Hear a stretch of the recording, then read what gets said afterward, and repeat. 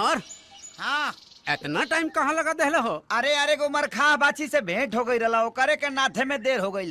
यार तोहरो चैन नहीं खे, बाजार से अइला और खेत में भीड़ गईला।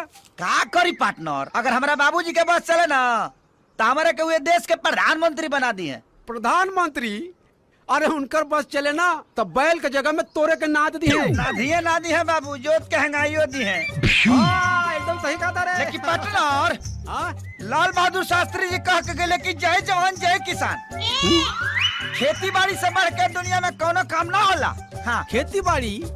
अरे तू पगला गेल बड़े करे ते जवानी का गोबर गोथार में जियान करे के चाहता रे। हमारा नजरिए से तुम देखोगे तो समझ जाओगे। अरे तोर नजरिया गई तेल लेवे काहे कि तोरो नजरिया भी तोर ऊ बुढ़वा बाप खानी हो गई बा। हम कह रहे हैं तो एक बार देखने में कहा जाता है जी। हाँ तो पार्टनर बुझा गई, तोरो खेला खत्म है बा। तो देख लिए यही खेती गृहस्थी के चक्कर में तोर ऊ बुढ़वा बाप तोरा के काम करवा करवा के मुआ न देहलस तो हमरा नाम पे कुत्ता पहुंच दिया पार्टनर।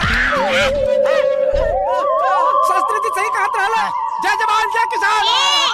हमरा के चचा से बचा ले भगवान।